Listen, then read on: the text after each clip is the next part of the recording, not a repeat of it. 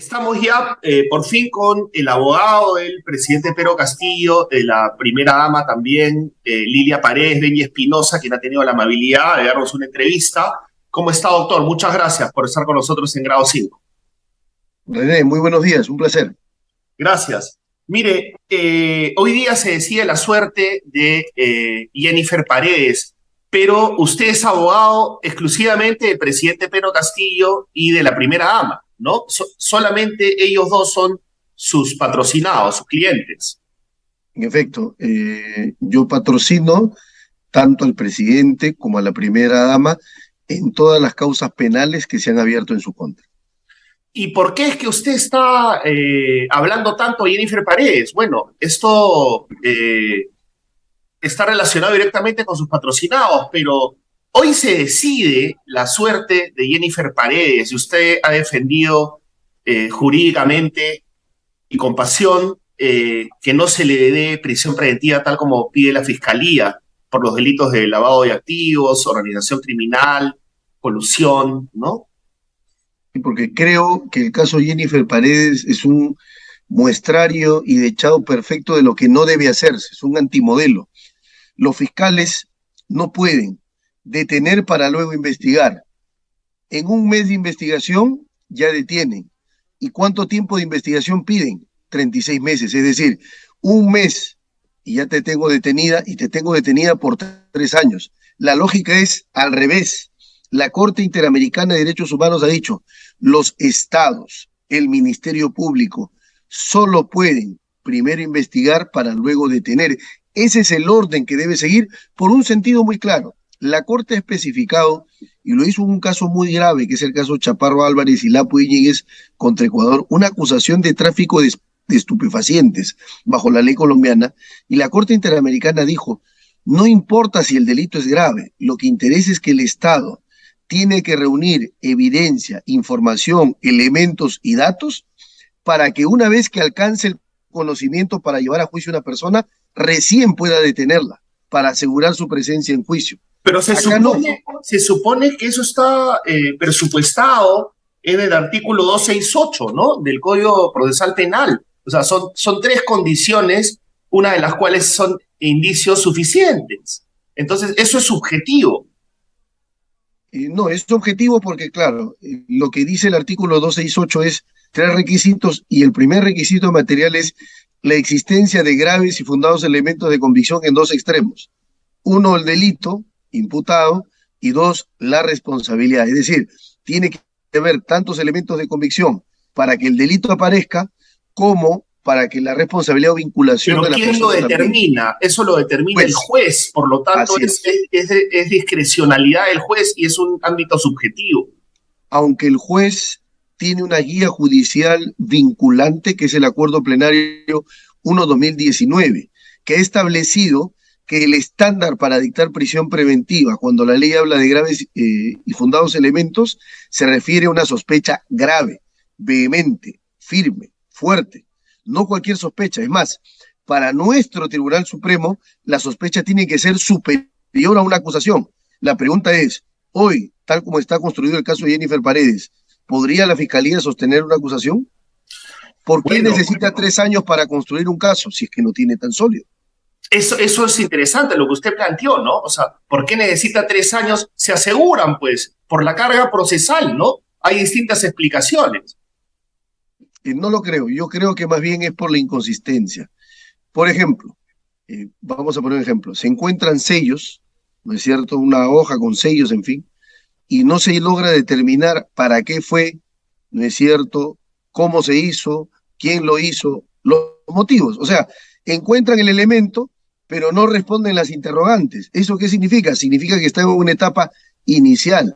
La Fiscalía se precipitó, la Fiscalía se apuró en pedir prisión. Lo que la Fiscalía debió haber hecho es, yo tengo, fíjate, René, en diligencias preliminares son 60 días según ley, casos comunes, complejos 8 meses, y la Corte Suprema en el caso Keiko Fujimori avaló que en diligencias preliminares de un caso por investigación de organización criminal, el fiscal puede tomarse 36 meses, 3 años. Los fiscales pudieron haber investigado por 3 años a Jennifer Paredes antes de pedirle a su prisión. No lo hicieron.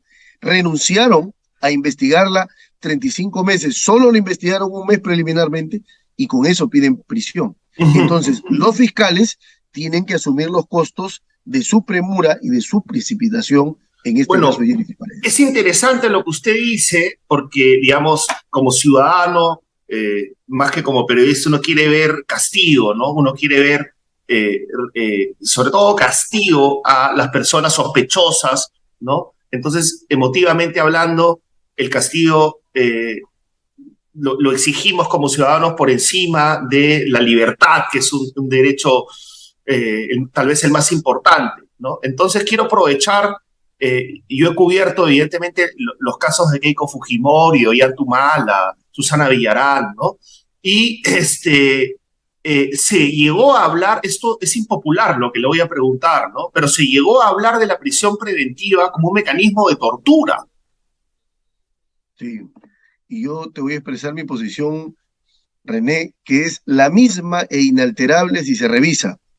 Cuando se dictó la prisión de Keiko Fujimori, yo tuve unas declaraciones en la prensa y dije que era una prisión innecesaria, desproporcionada y abusiva.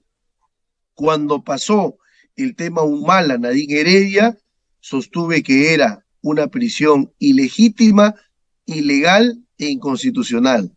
Lo mismo con Susana Villarán.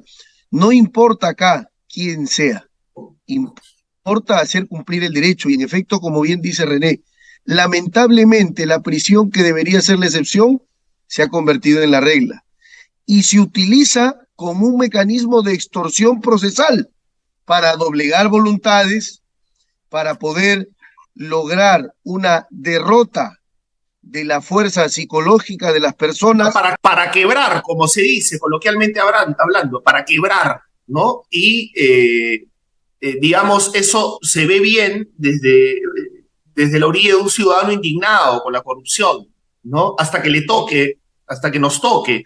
Pero se habló de tortura, usted lo ve como un mecanismo de tortura, incluso se habló también de una preocupación en la Corte Interamericana, en la Comisión Interamericana de Derechos Humanos. Sí, de hecho, la Comisión Interamericana tiene 2 informes importantes en los que para poder recopilar la información y emitir las conclusiones que emitió, visitó el Perú y visitó toda América Latina.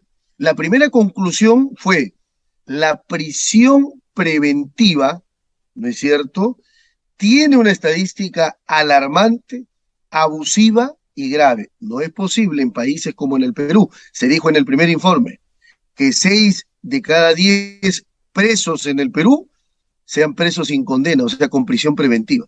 Son menos los que están cumpliendo. Eso fue. Perdón, en el primer informe. La última parte, repite esa parte, ¿son menos? Son menos los presos con condena y son más los presos sin condena, los que están a la espera de un juicio. Y eso es alarmante porque el primer informe de la comisión es el uso de la prisión preventiva en las Américas. Ya estableció un índice alarmante. Años después, en el 2017, dicta otro informe de la comisión, que es el informe sobre medidas para reducir la prisión preventiva. ¿Por qué? Porque la Comisión Interamericana dijo, las prisiones preventivas se están otorgando, se están decidiendo, se están dictando sobre la base de la conmoción social y la alarma social que impacta, que genera zozobra y que causa una legítima preocupación a la sociedad. Pero la prisión preventiva no es para eso. No es una pena anticipada, no es un castigo adelantado. Yo siempre he dicho, la prisión no implica culpabilidad y la comparecencia no implica inocencia. Son medidas procesales. Solo pueden darse, únicamente pueden darse cuando haya un peligro procesal probado. En el caso Jennifer Paredes, por ejemplo, ¿cómo van a decir que hay peligro de fuga si tiene buena conducta procesal y está arraigada? Y sobre la buena conducta procesal es inobjetable.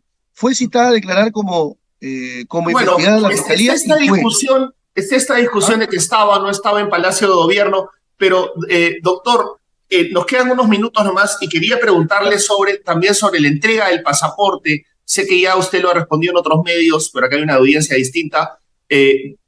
¿por qué Castillo se mandó también con eso, ¿no? O sea, entonces el presidente Castillo ofrece eso a la ciudadanía y sus palabras no son como la de cualquier patrocinado, pues es el presidente de la República, no tiene un peso mayor. Y él ofreció, ¿no? Que su esposa, la primera dama, iba a entregar el pasaporte y ahora usted nos dice que está en evaluación. El tema es que el presidente Castillo dijo públicamente que iba a entregar el pasaporte de la primera dama, ¿no? Y el tema también es que sus palabras no son como las de cualquier patrocinado, ¿no? Son las palabras del presidente de la República, tienen un impacto mucho mayor, ¿no? Incluso en el tema emotivo, como el que estábamos hablando. Y ahora usted nos dice que por estrategia están evaluándolo, ¿no? Lo cual es válido también, pero no es pues cualquier caso, ¿no? Es la familia presidencial. Entonces, la población espera una coherencia, ¿no? No No, y tanto la hay, estrategia procesal. y la hay. Lo que ocurre es que la buena voluntad y la absoluta buena disposición que tienen mis patrocinados, el presidente y la primera dama, tiene que estar también coaligado con el respeto a la ley, en el sentido de que, como yo les he manifestado, he revisado el requerimiento fiscal y el requerimiento fiscal muestra un conjunto de inconsistencias y un conjunto de inobservancias a la ley. Entonces, cuando se irrespeta la ley, cuando se incumple la ley, no podemos nosotros tener bajo una buena disposición o una buena voluntad consentir que se viole la ley. Ese es el entendimiento, pero debo decirte, René, no es que también esté descartando lo que dice el presidente, lo que pasa es que está en evaluación y como entenderás, los argumentos, tanto de hechos como de derecho que expondré, me los voy a reservar para el día de la audiencia, que va a ser presencial, el 5 de septiembre, 8:30 de la mañana, va a ser una audiencia presencial. Creo que es ¿Por qué importante destaca que sea presencial? porque la presencialidad le otorga inmediación que le falta cuando una audiencia es virtual. El impacto comunicativo, la contradicción, la lucha dialéctica de argumentos entre la Fiscalía y Defensa, las preguntas del juez y la valoración judicial son mayores, están más acentuadas en una audiencia que cuando se hace de manera virtual. Por eso que la presencialidad es muy buena y O saludo sea, yo quiere que el juez haya decidido eso. quiere mediatizar el caso, más aún. No, no necesariamente. El juez creo que ha considerado que entre la opción de tener la audiencia virtual y la audiencia presencial, se inclina por la presencial porque es la que garantiza mejor los derechos y los principios que informan las audiencias. Una última, Contradicción, moralidad y mediación. la penúltima pregunta, ¿cuál es la principal inconsistencia de la hipótesis fiscal? Sin profundizar, porque entenderá René que lo voy a exponer a la audiencia, te puedo decir es que la ley coloca determinados supuestos para que prosperen medidas de impedimento de salida y comparecencia con restricciones. La Fiscalía considera que estas medidas, siendo de menor afectación a la libertad de una persona, no requieren la motivación que sí requiere una prisión preventiva. Y eso es un craso error.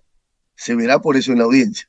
Ah, ya, estamos hablando de la prisión preventiva concretamente, no de la sindicación de que sea la lobista doña Lilia Paredes en este esquema. Estamos hablando de la prisión preventiva nada más. No, estoy haciendo la comparación de prisión con comparecencia e impedimento porque para la prisión, digamos, han hecho un esfuerzo argumentativo y para la otra medida han pensado como es una medida menos lesiva, entonces se tiene que dar automáticamente, pero eso no es así.